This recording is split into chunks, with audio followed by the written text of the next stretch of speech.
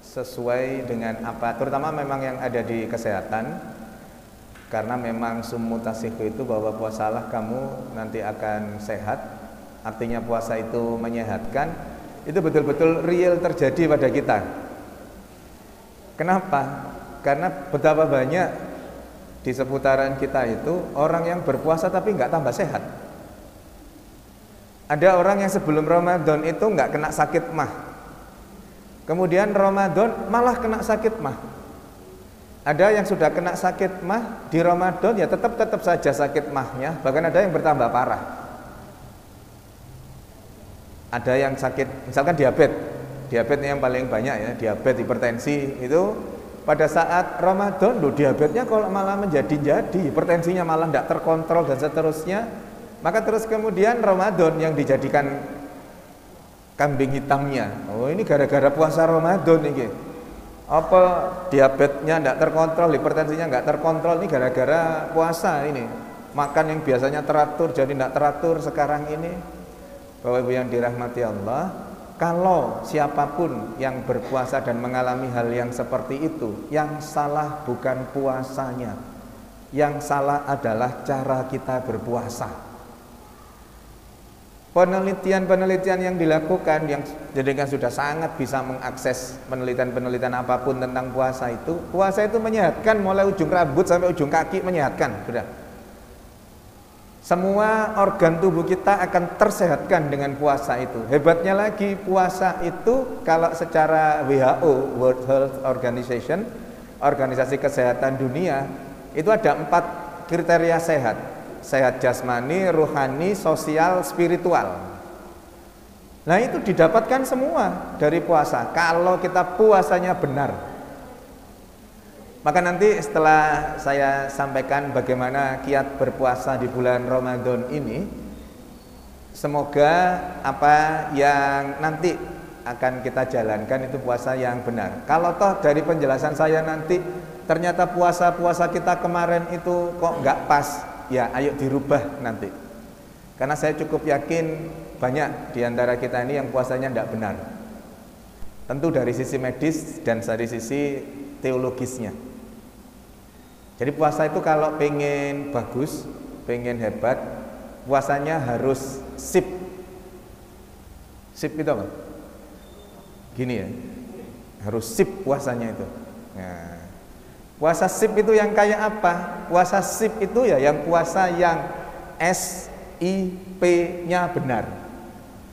Ini mempermudah kita untuk sama-sama mengingat.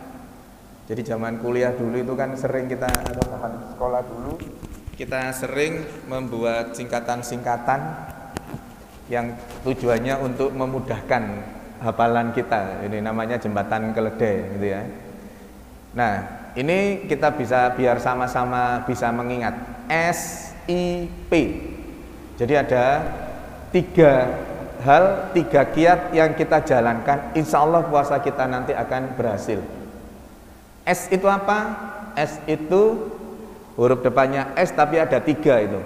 Poinnya adalah sahur kita, buka kita, dan niat puasa kita harus benar.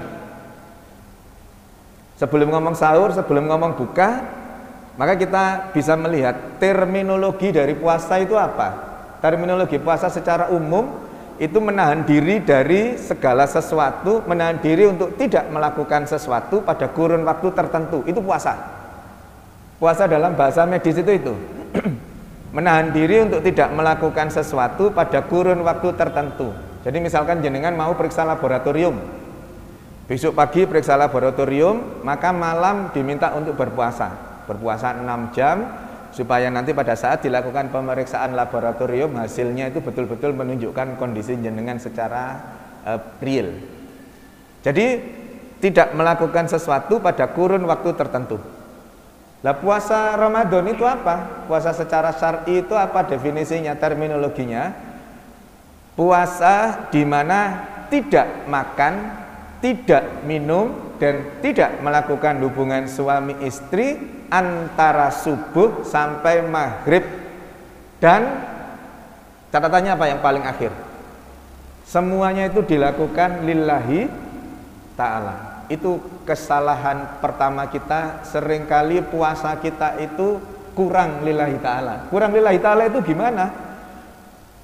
Ini saya kan kena sakit, katanya puasa itu menyehatkan. Saya puasa supaya sakit mah saya hilang. Jadi puasanya gara-gara supaya sehat. Itu belum puncak dari puasa seseorang yang hebat, itu belum seperti itu.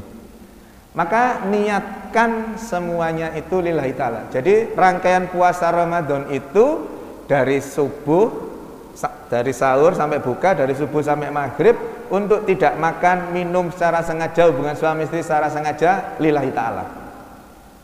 Nah, ternyata dari poin itu yang kemudian kita bisa ambil hal-hal supaya puasa kita benar. Yang pertama adalah niatkan puasa kita itu betul-betul karena Allah semata.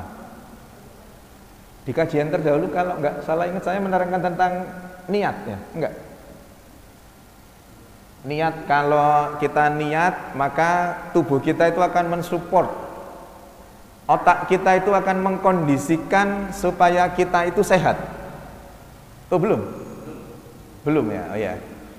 Jadi pada saat kita lillahi ta'ala itu, otak kita, ada satu bagian di otak yang namanya hipotalamus, itu mampu membedakan mana niat yang lillahi ta'ala, mana yang tidak. Masya Allah, luar biasa otak kita itu. Terus dia mampu membedakan mana yang hak, mana yang batil. Kalau misalkan jenengan kajian ini, jenengan terima undangannya kapan? Terima undangan ngaji ini kapan? 1 minggu yang lalu, 1 pekan yang lalu jenengan terima, kemudian jenengan baca, jenengan kemudian insya Allah saya akan hadir lillahi ta'ala. Dapat pahala belum? Ya? Dapat? Kan belum dilakukan karena niat. Oh gitu, ya oke. Terus ini nanti jenengan pulang ngaji ini, nanti sholat isya, selepas sholat isya nanti saya mau tuker sandal jelek saya sama sandal bagus di sebelahnya. Sudah niat kan? Wis pokok engko aku mari sholat isya, wong-wong dongo, saya tak pulang dulu, saya nanti ngincer sandal yang bagus, saya tuker sandal. Berdosa enggak? Loh, kenapa kok belum dosa? Loh, tadi belum dilakukan dapat pahala. Lah ini belum dilakukan kok enggak berdosa? Niat jelek. Masya Allah, luar biasanya. Itu loh, betapa sayangnya Allah itu sama kita. Pada saat niat baik yang lillahi ta'ala belum kejadian, belum terjadi, jenengan sudah diberi pahala. Tapi di saat melakukan sebuah kemaksiatan, sebuah dosa, niat belum dilaksanakan, ditunggu sampai betul-betul terlaksana. Tapi coba lihat apa yang terjadi pada tubuh kita saat kita meniatkan lillahi ta'ala dan saat kita berbuat yang tidak lillahi ta'ala, itu berbuat kejelekan dan seterusnya itu tadi. Coba lihat reaksi yang berbeda dari tubuh kita. Pada saat kita lillahi ta'ala, kita pengen ngaji tadi itu, wis pekan depan, Sabtu depan saya akan ikut ngaji. Apa yang kemudian dilakukan? Otak kita, ada satu bagian di otak yang namanya hipotalamus, itu merintahkan ginjal, karena dia fungsinya sebagai koordinator organ. Jadi koordinator dari organ-organ yang ada di dalam tubuh kita. Ginjal dipanggil, ginjal sini. Pekan depan, Sabtu depan kita ngaji, dijaga ya ginjalnya. Oh siap dan sehat. Paru-paru sama, jantung sama, liver sama, ginjal sama, semua diminta untuk menjaga dirinya masing-masing supaya bisa menjalankan niat baik yang lillahi ta'ala tadi. Dan saya sangat yakin jenengan apabila meniatkan sejak pekan lalu itu, Sabtu pekan lalu jenengan akan hadir, jenengan disehatkan oleh Allah sampai betul-betul kemudian hadir. Tubuh mensupport penuh. Tapi coba kalau niat jelek tadi, niat tuker sandal tadi, jenengan sudah tadi sholat maghrib itu sudah jejer sandalnya tadi. Wis niat pokoknya engko sandalnya tak jejer itu. Begitu jenengan keluar mau tuker sandal, Sudah jenengan sudah berdiri, sudah di sebelahnya sandal, mau tuker sandal. Apa yang terjadi? Jantung jenengan kayak apa? Hah? Jantungnya nderdek, nafasnya ngos-ngosan. Terus perutnya mules, tangannya gemeter, kakinya gemeter, matanya jelalatan ngelihat. Iya nek gak ketemuan iki, lek ketemuan satpam gembuki wong sak masjid ini. Iya kalau masjidnya ndak ada CCTV-nya, kalau ada CCTV-nya gembuk ini. Jenengan ratap, jenengan dredeg, jenengan gemeter, jenengan bingung, siapa yang membuat itu? Allah. Mekanismenya melalui hipotalamus itu. Hipotalamus itu, tubuh kita itu sesungguhnya tidak mau kita melakukan kemaksiatan. Sesungguhnya tidak mau kita melakukan dosa. Maka pada saat kita akan melakukan kemaksiatan, kalau keimanannya bagus, kalau sinyalnya, hubungannya dengan Allah bagus, pasti akan derdek, pasti akan ratap. Terus kalau kemudian sudah kejadian seperti itu ya, derdek, neratap, wis ngos-ngosan dan seterusnya itu, terus gak jadi. Wis gak usah wis, alah sandal elek-elek ngene yo ngerjekeni kok. Sudahlah sandal lo koyo ngono aku iso tuku kok. Ndak jadi tuker sandal. Jantungnya gimana? Paru-parunya gimana? Gimana tadi? Balik lagi ndak? Balik normal lagi. Tapi terus kalau kemudian jenengan gitu lagi, enggak sandalnya apik iki, wis gak apa-apa lah, wis tak joko, ndredeg lagi dia. Akan terus seperti itu. Itu perbedaan yang sederhana yang saya sampaikan.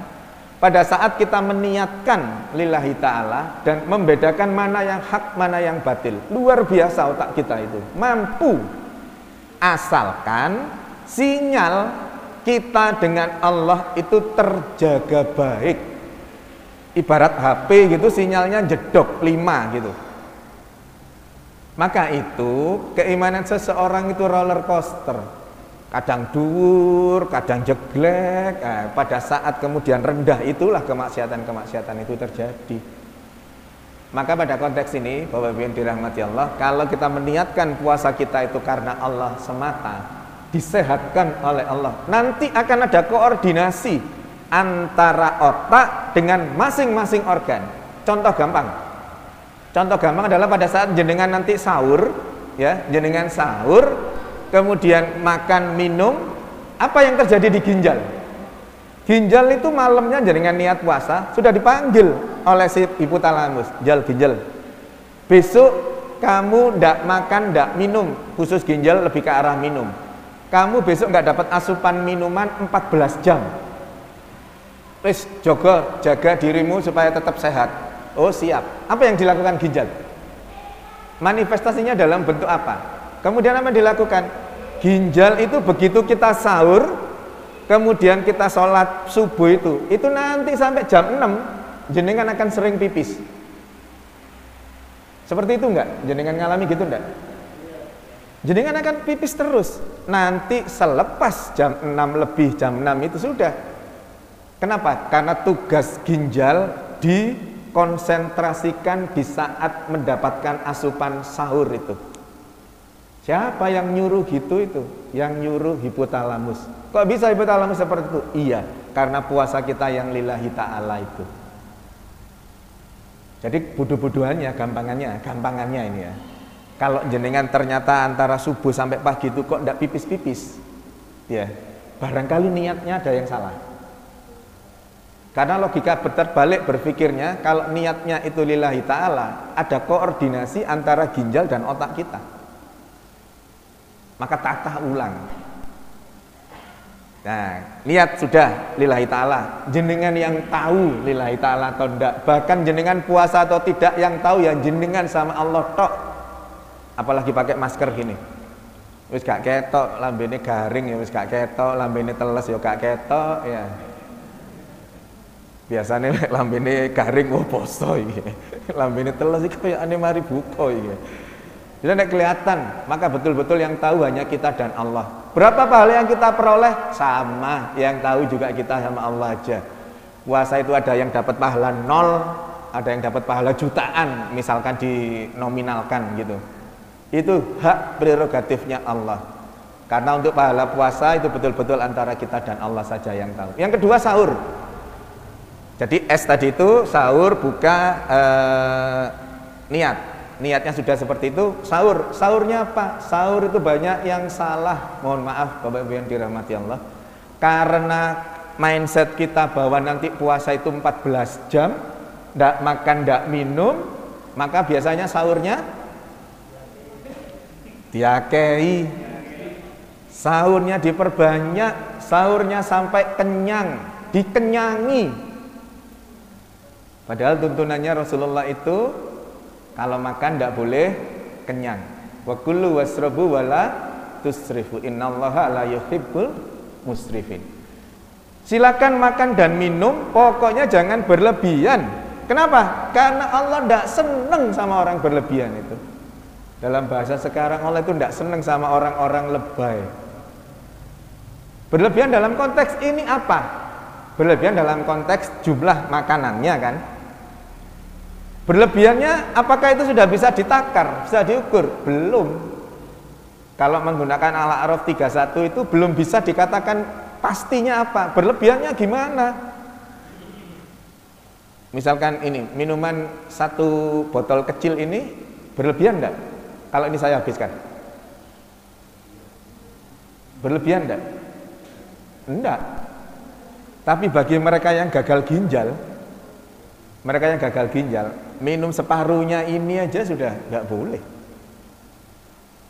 Maka terus kemudian itu masih nisbi, masih abstrak. Bagaimana kemudian mengobjektifkannya dengan tuntunannya Rasul itu? Rasul itu kalau makan sepertiga bagian berisi makanan, di lambungnya itu sepertiga berisi cairan, sepertiga berisi udara. Sudah, sepertiga. Di bukunya Syekhul Islam Ibnu Taimiyah itu dikatakan 3-3-3 itu. Dan tentunya dengan hadis-hadis sahih yang menyertainya. Terus sepertiga itu sudah jelas angkanya. Tapi gimana teknisnya sepertiga itu? Apa setelah makan kemudian ke Fatimah sana untuk di USG, ini nasinya sudah sampai mana? Oh ya sudah sepertiga. Oh tentu enggak kan. Apa yang kemudian dituntunkan oleh Rasul? Rasul itu enggak makan kalau enggak merasa lapar, berhenti makan sebelum kenyang. Maka yang disebut tidak berlebihan itu tadi adalah sepertiga komposisinya.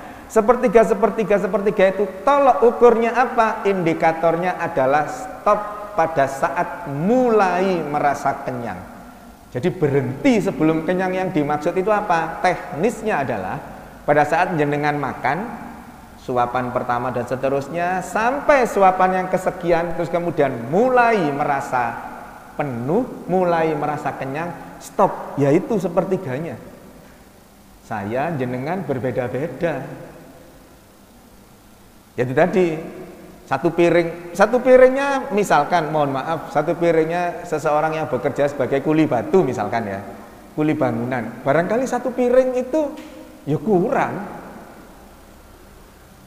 Tapi bagi kita mungkin itu wis cukup lah satu piring itu. Nah di situ itu loh letak betapa fahamnya Allah itu pada manusia. Enggak terus dikatakan di Al-A'rafnya dikatakan bahwa tek gitu, enggak.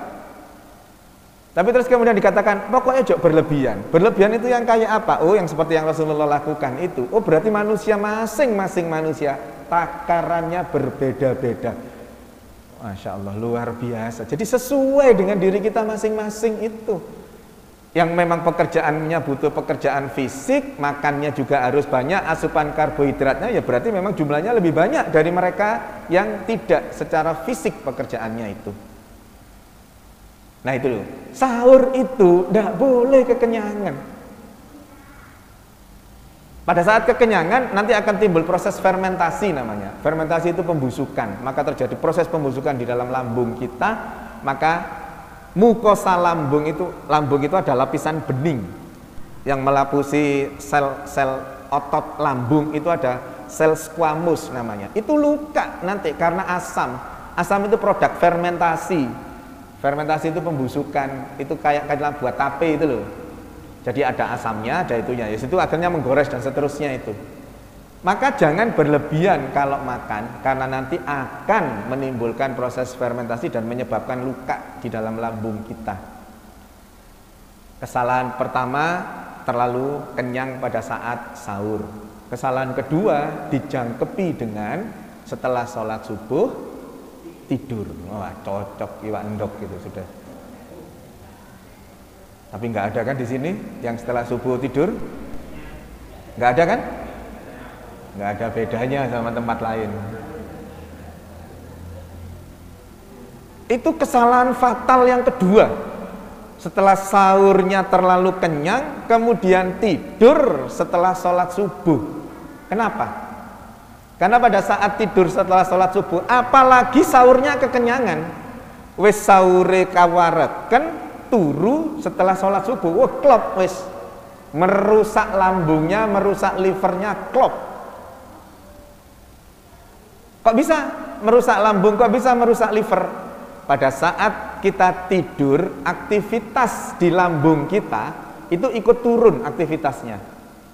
Mestinya dia bekerja selama 2-3 jam untuk mencerna makanan yang ada di dalam lambung kita, untuk kemudian dicerna secara sempurna. Hasil pencernaan itu diserap oleh lapis pembuluh darah yang nempel di saluran pencernaan, dibawa ke ginjal, dibawa ke liver, dibawa ke jantung, dibawa ke paru-paru, semua dapat makanan, asupan saripati makanan dari lambung dan saluran pencernaan itu. Kalau terus kemudian kekenyangan, tadi proses fermentasi, ada bagian yang dicerna secara sempurna, ada yang tidak sempurna. Ketidaksempurnaannya ini kemudian diserap oleh pembuluh darah, akhirnya jadi racun di masing-masing organ itu. Selain menggores lambung tadi jadi racun, apalagi ditambahi tidur. Wis kewareken diturokno setelah subuh. Subuh setelah tidur itu kemudian aktivitas lambungnya ikut turun. Mestinya bekerja mencerna 2-3 jam itu, karena tidur dia tidak mencerna secara sempurna. Kelebihan tadi sudah terjadi fermentasi, ditambahi tidur, pencernaannya tidak sempurna.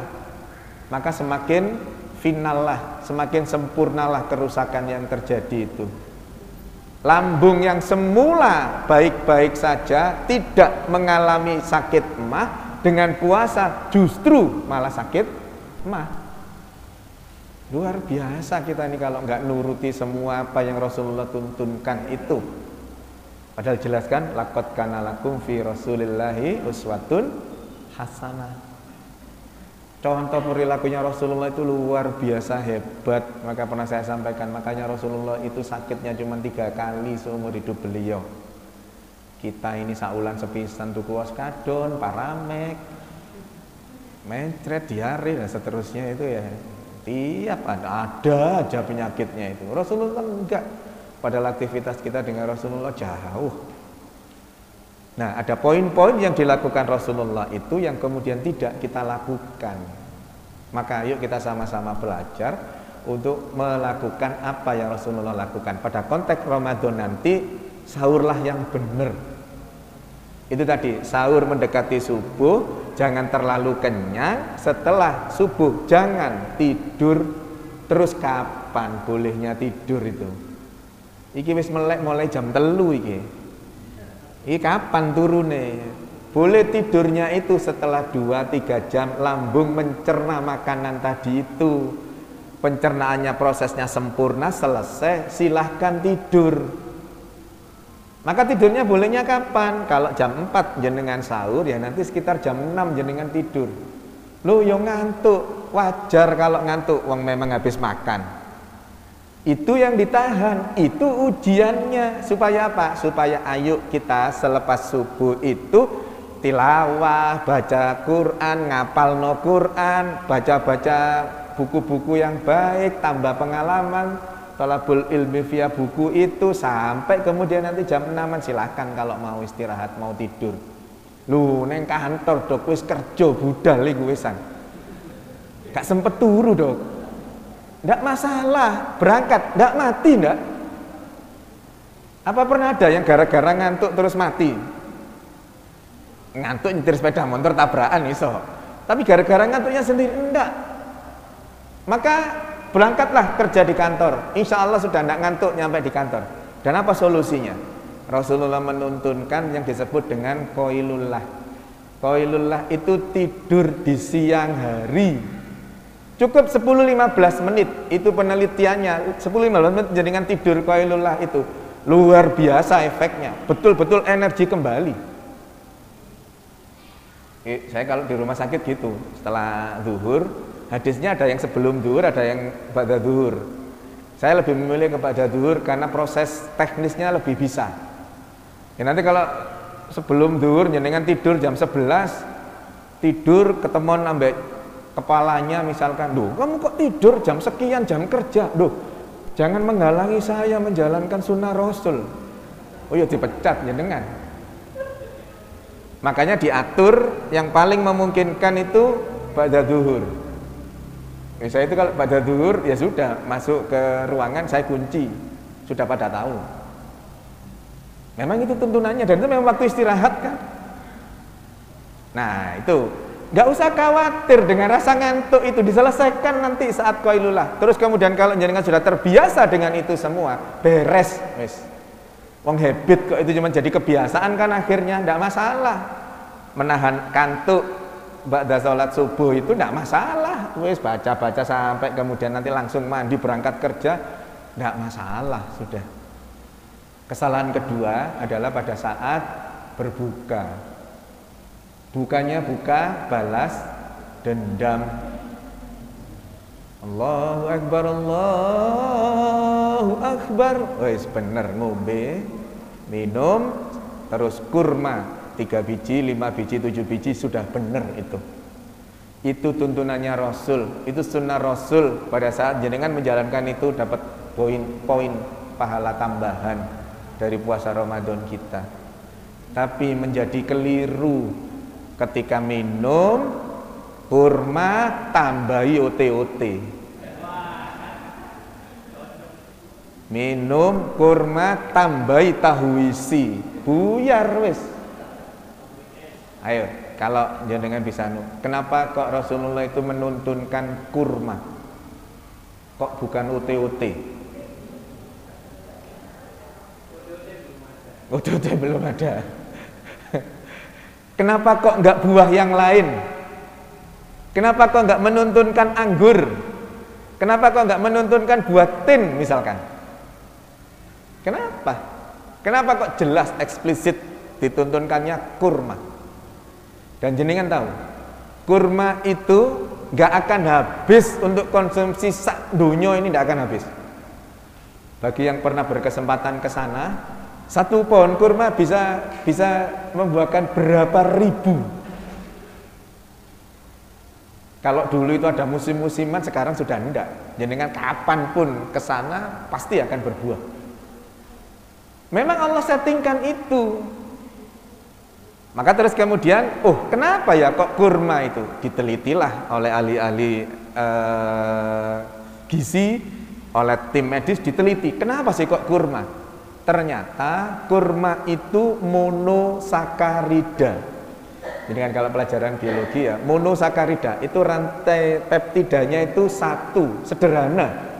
Jadi cuma satu rantainya itu.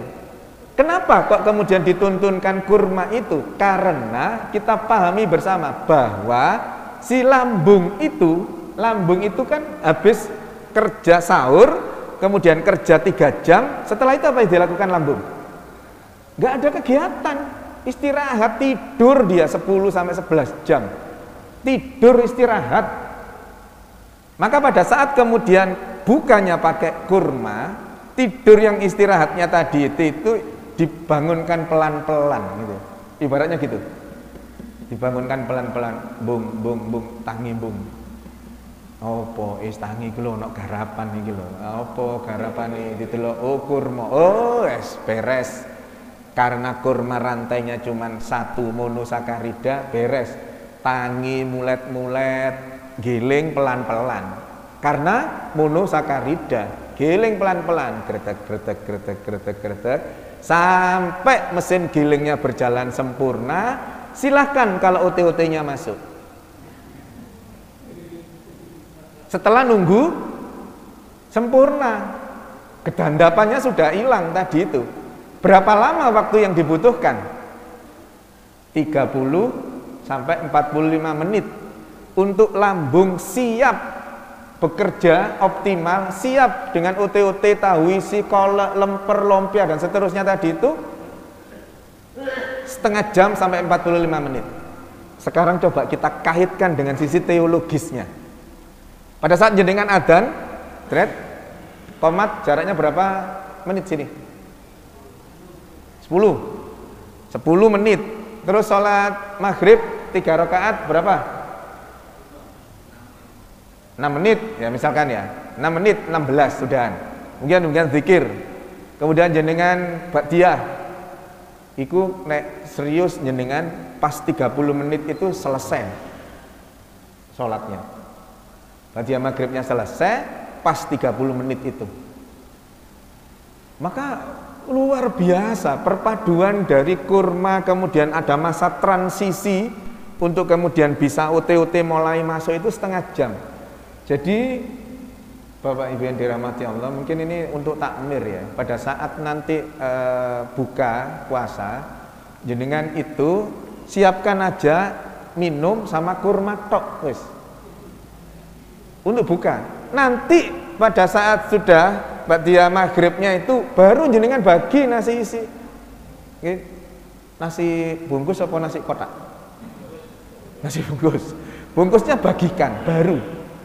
Tapi kalau lihat kalau jenengan bagikan nasi bungkusnya itu sejak awal. Jadi sudah sejak awal dapat kurma, dapat minum, dapat nasi bungkus itu. Coba dengan perhatikan kalau jenengan selama ini tidak memperhatikan. Berapa banyak yang masbuk? Wis mulai sholat, kabeh kedandapan baru sholat guduk karena menghabiskan nasi bungkusnya. Jenengan ikut berperan merusak lambungnya dia, jenengan ikut berperan untuk membuatnya masbuk, jenengan berperan untuk nanti pada saat sholat isya perutnya mules-mules. Kapok kan ya. Kalau nanti jenengan tetap menjalankan itu, jenengan ikut membuat seseorang sakit. Jenengan ikut menjadikan seseorang gara-gara puasa, gara-gara buka yang salah itu jadi kena mah. Logikanya bagaimana? Seperti tadi itu. Tidur, lambungnya istirahat 10-11 jam, diisi kurma bener, tangi nyantai, tapi terus kemudian OT-OT-nya masuk. Bruk, kaget lambung itu. Kedandapan, ndak karu-karuan gitu, gopo semua. Pada saat yang lambung istirahat 10-11 jam tadi itu terjadi proses namanya reepitelisasi. Mukosa lambung kita yang rusak itu dibenarkan, ditumbuhkan kembali, namanya reepitelisasi. Ditumbuhkan kembali. Jadi luka-luka di mukosa lambung itu sembuh dengan puasa itu tadi, kalau sahur, buka dan niatnya benar. Lah itu sudah disemen, sudah bagus. Memang susunannya seperti semen karena selnya epitel pipih gini. Jadi kayak semen itu, kayak tembok itu, susunannya gini. Atasnya gini. Nah, kayak bangun tembok itu loh. Persis seperti batu batanya tembok itu. Lah nanti kalau luka, salah satu bagian temboknya hilang, yaitu yang kemudian menyebabkan perih karena luka. Lah itu pada saat puasa ditumbuhkan. Tumbuh, mestinya sembuh kalau puasa kita benar. Rata-rata pasien-pasien saya itu sembuh dalam 5-6 hari. Yang puasa Ramadan itu loh, yang kena sakit mah, puasanya benar, sahurnya benar, bukannya benar, niatnya benar, itu 5 hari puasa Ramadan, 1, 2, 3, 4, 5 Ramadan, 6 Ramadan sembuh. Perjalanan pasien-pasien saya seperti itu, sembuh. Sebenarnya saya rugi beritahu pasien gitu itu. Ya, jadi waras ya, gak datang ke tempat praktek berobat jadinya kan. Enggak lah. Bagi dokter tuh kesembuhan pasien itu luar biasa, hadiah luar biasa. Insya Allah Allah sembuhkan dengan itu. Wa idza maritu fahuwa yasfin. Dan jika aku sakit maka Allah yang menyembuhkan melalui perantara puasa itu tadi ya, dirinya sendiri yang membuat sembuh. Nah, maka Bapak Ibu yang dirahmati Allah, jangan lagi sahur yang seperti itu, jangan lagi buka yang seperti itu. Ayo kita rubah pola kita ini, karena nanti pada perjalanannya akan meningkatkan imunitas tubuh kita. Kalau puasa kita benar, imunitas tubuh kita meningkat, seperti yang saya jelaskan sebelumnya. Kalau imunitas tubuh kita meningkat, wis tebal itu si corona itu. Kita berharap banyak pada momen Ramadan ini Allah turunkan intervensinya untuk menghilangkan pandemi COVID-19 ini. Kalau Allah kun fayakunnya terjadi, apa sih yang nggak mungkin? Sama kok dengan munculnya virus corona awal itu, ya sama mudahnya bagi Allah itu. Maka begitu mudahnya juga kalau Allah berkenan menghilangkan pandemi COVID-19 ini, tahu-tahu virus sak dunya mati kabeh, mudah bagi Allah. Maka dengan ketakwaan kita secara personal, secara kolektif di masjid ini, secara besar di sebuah negara ini, dengan ketakwaan itulah insya Allah akan Allah selesaikan pandemi COVID-19 ini. Nah itu S-nya, isanya jam berapa? Belum ya, sebentar lagi. S-nya itu, I-nya apa? I-nya introspeksi diri. Ayo kita muhasabah. Pada saat Ramadan itu kita betul-betul memperhatikan diri kita. Iki posoku iki bener tak gak sih? Puasa saya itu bagaimana sih? Nah itu betul-betul harus dilihat, ditinjau lagi. Ayo kita sama-sama meningkatkan keislaman, keimanan, ketakwaan kita itu. Nah terus P, P-nya itu apa? P-nya itu puasanya akan sukses. Puasa sukses itu ukurannya apa? Puasa sukses itu ukurannya sesuai dengan ayat itu. Ya ayyuhalladzina amanu kutiba alaikumusiyam kama kutiba alal ladzina min qablikum la'allakum tattaqun.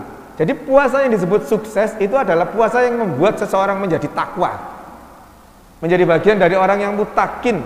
Ada perubahan dalam pola hidupnya itu. Cirinya orang yang bertakwa apa? Banyak cirinya orang yang bertakwa. Tapi paling tidak kita bisa ambil yang dari Ali Imran 34 itu. Alladzina yunfikuna fis sarra'i wadh-dharra wal kadhiminal ghaidh wal 'afina 'anil nas. Ada 3 cirinya paling tidak. Apa itu? Orang yang enteng saja menafkahkan hartanya di jalan Allah saat lapang maupun sempit. Yang kedua, orang yang mampu menahan amarah. Yang ketiga, orang yang mampu memaafkan kesalahan orang lain. Jadi kalau sebelum Ramadan itu medit, pelit, bin bakhil, setelah Ramadan kemudian jadi loman. Jadi siapapun yang mau pinjam uang, piro sih butuhmu? Butuh 1 juta, iya tak kei 1,5 juta gitu ya. Itu puasanya sukses itu. Puasanya berhasil.